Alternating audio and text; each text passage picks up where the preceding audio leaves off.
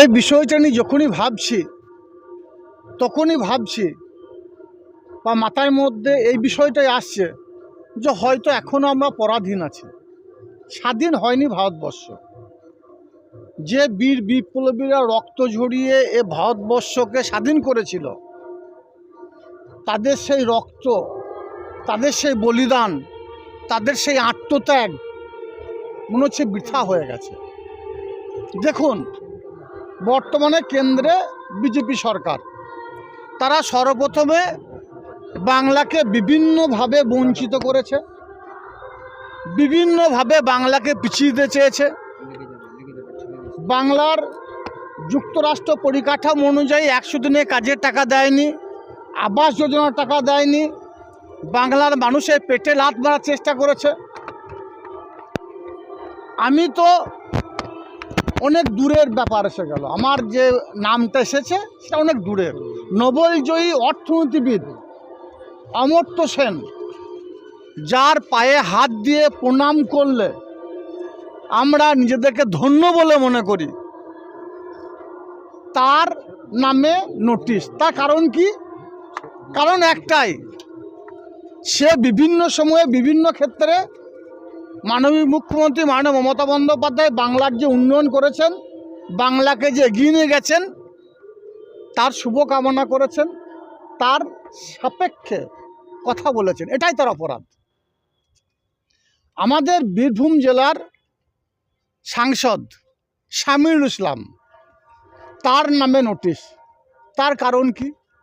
কারণ একটাই, যে আমরা বাঙালি, আমরা বাংলা ভাষায় কথা বলি, সেই অপরাধে সোনালী বিবি তাকে বাংলাদেশ পাঠিয়ে দেওয়া হয়েছিল।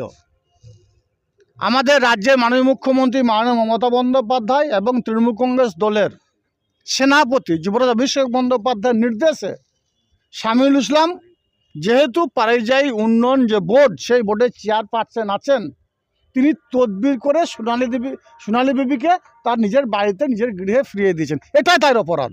তার জন্য তাকে সমন করে হেনস্থা করতে হবে। কাজল শেখ, তাকে কেন ডাকা হলো? তার অপরাধ কি? আমার বাবা, তার বাবা, তার বাবা এই বাংলাতেই জন্মগ্রহণ করেছে, এই রাঙামাটি বীরভূম জেলাতে জন্মগ্রহণ করেছে, দারুড়ে জন্মগ্রহণ করেছে।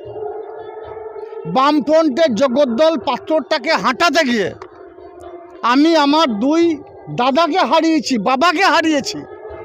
সারা বাংলা তথা সারা ভারতবর্ষের মানুষ জানে যে কাজল শেখ রোহিঙ্গা নয়, কাজল শেখ বাংলাদেশ থেকে আসেনি, পাকিস্তান থেকে আসেনি। বিজেপির বিরুদ্ধে কথা বলার জন্যই কাজল শেখকে লাইনে দাঁড় করাতে হবে। এটাই আমার অপরাধ। যাবেন আপনি সোনালীতে? অবশ্যই যাব, অবশ্যই যাব।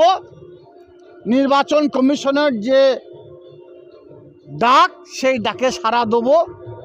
এটা আমাদের যুবরাজ অভিষেক বন্দ্যোপাধ্যায়ের নির্দেশ। সারা বাংলার বিভিন্ন প্রান্ত থেকে যারা ভোটার, যারা গণতান্ত্রিক অধিকার, সে অধিকারকে খর্ব করার যে চেষ্টা করছে, মিথ্যা যে প্রয়াস তারা করে চলেছে, সেটাকে আমাদের নস্যাৎ করতে হবে। তার জন্য অবশ্যই যাব। কিন্তু ধিক্কার জানাই, বিজেপির এই চক্রান্তের বিরুদ্ধে ধিক্কার জানাই।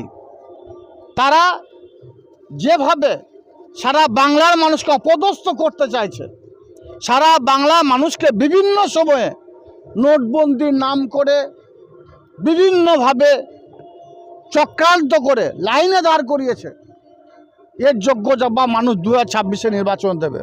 আর কাজল শেখ একবার নয়, 1000 বার ডাকলে আমি যাব। ইডি সিবিআই দেখে লাভ হয়নি। কাজল শেখ সততা এবং নিষ্ঠার সঙ্গে চলছে মাননীয় মুখ্যমন্ত্রী মাননীয় মমতা বন্দ্যোপাধ্যায়ের নির্দেশে। আমাকে ইডি সিবিআই ভয় দেখানো যাবে না। তাই আমাকে বাংলাদেশি, রোহিঙ্গা বা পাকিস্তানি বা আফগানিস্তানি যেভাবে প্রমাণ করার চেষ্টা করুন না কেন, লাভ হবে না। 1991 সালে মাধ্যমিক পরীক্ষা দিয়েছি, 1993 সালে উচ্চ মাধ্যমিক পরীক্ষা দিয়েছি। সারা বোলপুর সাব ডিভিশনের নানুর বলুন, লাভপুর বলুন, কেতুগ্রাম, মঙ্গলকোট, আউসগ্রাম, বোলপুর, যে থানাতেই যাবেন বাম জামানায় 1993 সালে কাজল শেখের নামে মিথ্যা যে মামলাগুলো ছিল প্রমাণটা ওখানেই পেয়ে যাবেন। কাজল শেখ বামফ্রন্টের বিরুদ্ধে লড়াইটা আজ থেকে করছে না 1993 সাল থেকে করছে? তার মাত্র 2002 সালে ভোটারের কথা বলেছেন, আমি তখন ভোট দিয়েছি, 1993 সালেও ভোট দিয়েছি। আজ তো 2025 সাল। এভাবে অপদস্থ করে কোনো লাভ হবে না। কাজল শেখের গলাটা কেটে দিলেও সেই কাটা গলাতেই কাজল শেখ, মমতা বন্দ্যোপাধ্যায়, অভিষেক বন্দ্যোপাধ্যায় জিন্দাবাদ বলবে। আমার শরীরের এক রক্তবিন্দু অবশিষ্ট থাকা পর্যন্ত বিজেপির কাছে মাথা মতো করবো না। তার কারণ একটাই, বিজেপি জাতপাত নিয়ে রাজনীতি করে, ধর্ম নিয়ে রাজনীতি করে, হিন্দু মুসলমানের মধ্যে বিভেদ সৃষ্টি করার চেষ্টা করছে। তাই মমতা বন্দ্যোপাধ্যায়ের সঙ্গে ছিলাম, অভিষেক বন্দ্যোপাধ্যায়ের সঙ্গে ছিলাম, আছি, থাকবো। যতবার ডাকবেন ততবার যাব।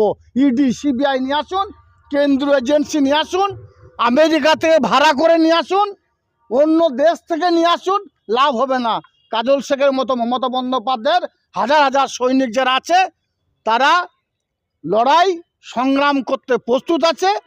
আমরা বিগত দিনেও বলেছি, আবার বলছি, বীরভূম জেলায় যারা সঠিক ভোটার, যারা এই ভারতবর্ষের নাগরিক, তাদের গণতান্ত্রিক অধিকার থেকে কেউ বঞ্চিত করতে পারবে না।